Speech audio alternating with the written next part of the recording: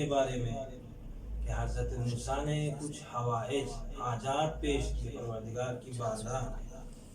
پہلی حاجت، پروردگارا مجھے تیرا قرب چاہیے، یعنی قرب الہی چاہیے۔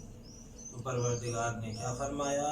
قربی لمن استيقظ فی لیلۃ القدر، لمن استيقظ فی لیلۃ القدر، یعنی جو شب قدر کو احیاء کرے، یعنی شب بیداری کرے، بیدار رہے، عبادتوں میں گزار دے، میرا قرب اس کے لیے ہے۔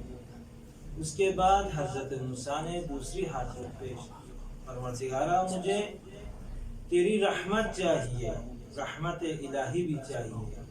تو پروردگار نے فرمایا رحمتی لمن رحم المساکین لیلۃ القدر، میری رحمت اس شخص کے لیے جو مساکین پر رحم کرتے ہیں، اور لیلۃ القدر میں شب قدر کو مسکینوں پر، فقیروں پر رحم کریں، رحمت اسی کو ملے گی۔ تیسری چیز، پروردگارا میں چاہتا ہوں کہ قیامت کے دن پل صراط سے آسانی کے ساتھ گزر جاؤں۔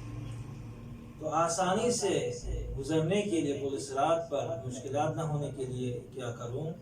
تو پروردگار نے فرمایا ذالک لمن تصدق بصدقۃ لیلۃ القدر، یعنی جو شب قدر کو صدقہ دے دیں وہ آسانی سے پل صراط سے گزر سکتا ہے۔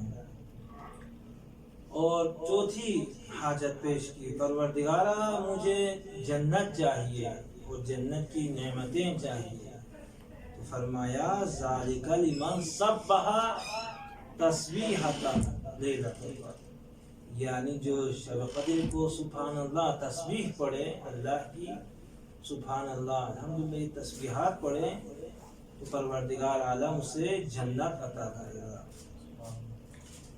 تو ایک اور چیز مانگی، پروردگارا میں جہنم سے بھی بچنا چاہتا ہوں، جہنم کی آگ سے بچنا ہے مجھے خوف ہے جہنم کا۔ تو فرمایا ذالک، کہ جہنم کی آگ سے بچنا چاہتے ہو، لمن استغفر فی لیلۃ القدر، یعنی جو شب قدر کو استغفار کرے، پروردگار عالم سے جہنم کی آگ سے بچا لے گا۔ اور آخری چیز حضرت موسیٰ نے فرمایا پروردگارا مجھے ایک اور چیز بھی چاہیے، وہ کیا ہے؟ تیری رضا چاہیے، تیری خوشنودی چاہیے، وجہ اللہ چاہیے۔ فرمایا رضایا لمن صلی رکعتین فی لیلۃ القدر، یعنی شب قدر کو آپ 2 رکعت نماز پڑھیں تو آپ اللہ کی رضا کو حاصل کر سکتے ہیں۔ 2 رکعت 2 منٹ کے لیے آپ 2 رکعت کی نماز پڑھیں، اللہ کی خوشنودی کو آپ حاصل کر سکتے ہیں۔ صلی اللہ علیہ وسلم۔